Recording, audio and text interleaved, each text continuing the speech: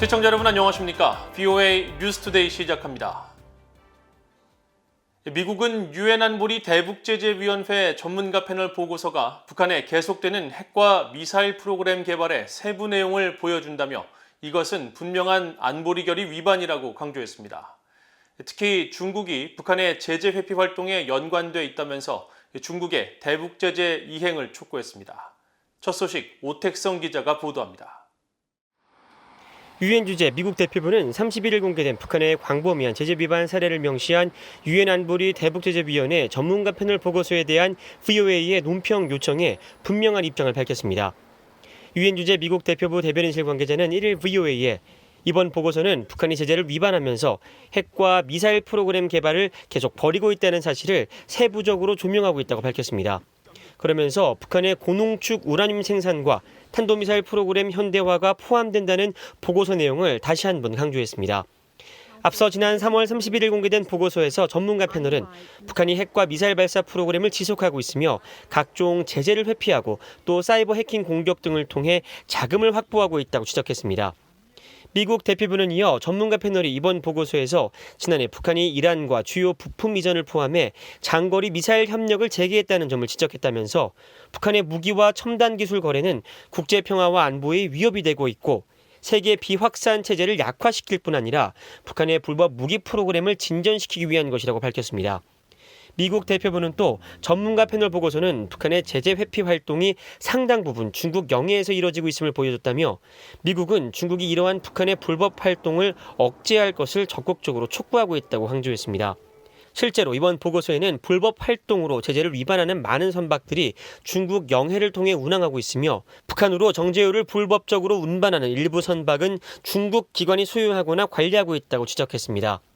유엔 안보리 대북 결의를 통해 금지된 북한의 석탄 수출도 중국이 깊숙하게 개입되어 있다는 게 전문가 패널의 지적입니다. 지난해 최소 400회 이상의 운송을 통해 북한은 약 250만 톤의 석탄을 수출했는데 대부분 중국 닝보 저우산 지역으로 수출했다는 겁니다.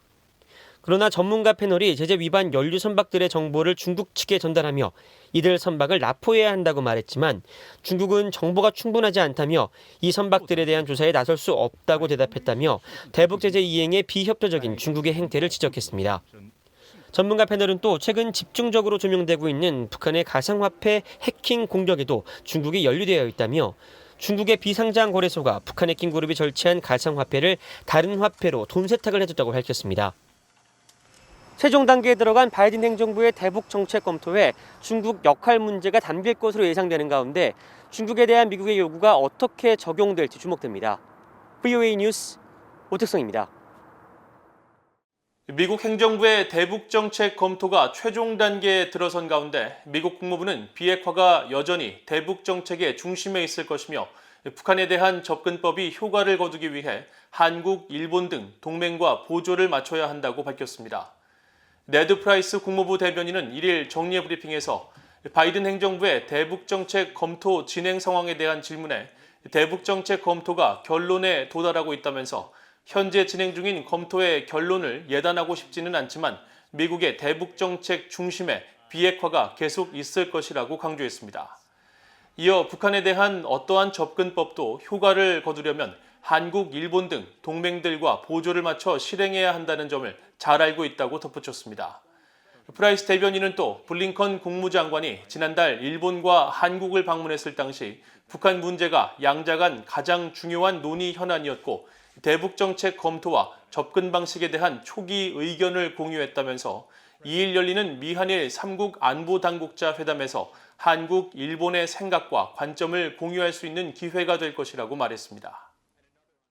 존 볼튼 전 국가안보보좌관은 북한이 30년 이상 비핵화 약속을 지키지 않았다며 이제는 미국이 중국에 집중할 때이고 중국에게 북한 비핵화 문제를 해결하지 않으면 미중 갈등이 고조될 것이라고 경고해야 한다고 밝혔습니다. 존 볼튼 전 보좌관은 최근 워싱턴 이그제미너에 바이든은 중국을 통해서 북한에 맞서야 한다는 제목의 기고문을 통해 중국은 북한에 대해 70년 이상 대규모 경제, 군사 지원을 했으며 유엔 안전보장이사회에서도 북한의 보호막 역할을 하고 있다면서 이같이 밝혔습니다. 볼튼 전 보좌관은 그러면서 중국은 북한을 탄생시키고 지탱한 책임을 져야 한다며 미국은 시진핑 주석에게 북한 비핵화 문제를 해결하지 않으면 미중 갈등이 크게 고조될 것이라고 경고해야 한다고 말했습니다. 아프리카 세네갈에서 불법으로 운영되고 있는 북한 건설회사 만수대가 정기적으로 본국의 각종 지원금 명목에 현금을 보내온 것으로 확인됐습니다. 또 현지 대사관의 운영비까지 일부 부담하고 있었는데 이런 상황에서 노동자들은 월 100달러 수준의 생활비를 받고 있는 것으로 나타났습니다.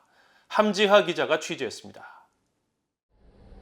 세네갈에서 운영되고 있는 북한 만수대 창작사의 위장회사 코르만 컨스트럭션의 세네갈 측과의 건설 계약서입니다.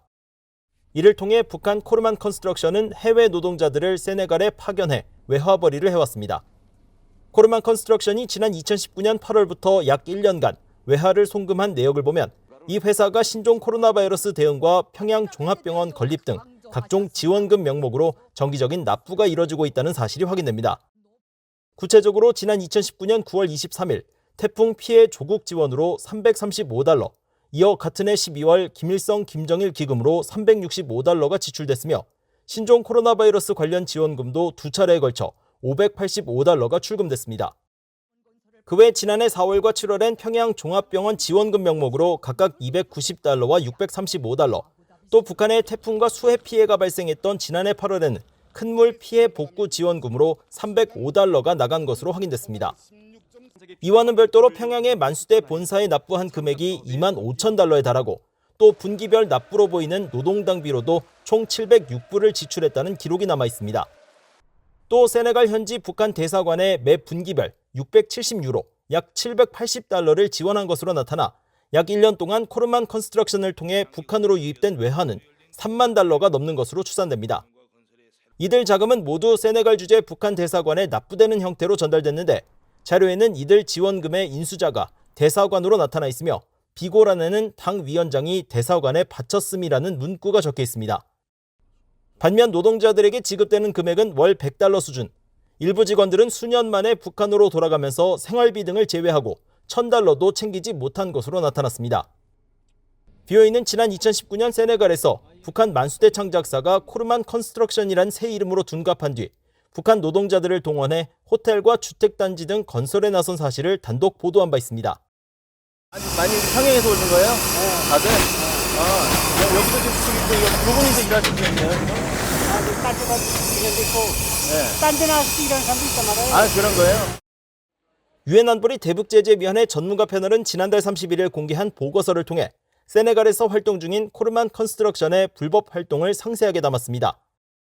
특히 코르만 컨스트럭션의 불법 건설 현장 투입과 현지 업체와의 계약, 북한 노동자들이 본국으로 송환되지 않고 있는 상황 등을 전하며 BOA 보도를 인용하기도 했습니다.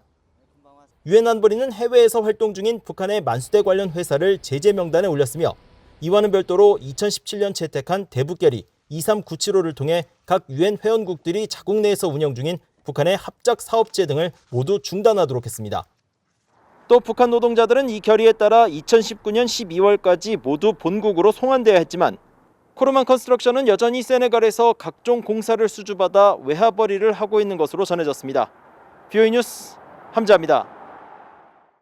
마이크 폼페오 전 미국 국무장관은 국무장관 재임 시절 북한 비핵화의 진전을 더 이뤄내지 못해 유감스럽다고 말했습니다.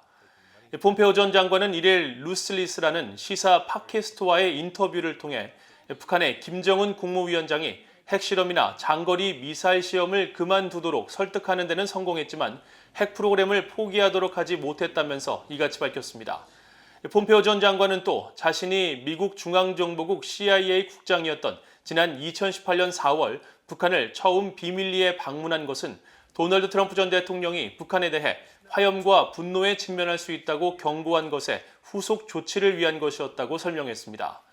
또 자신이 비행기를 타고 평양 활주로에 착륙해 미국인 대학생 오토 원비어를 사망에 이르게 하는 등 최악의 반인도 범죄를 저지른 김정은 위원장을 만나게 될 것이라고는 상상도 하지 못했다고 말했습니다.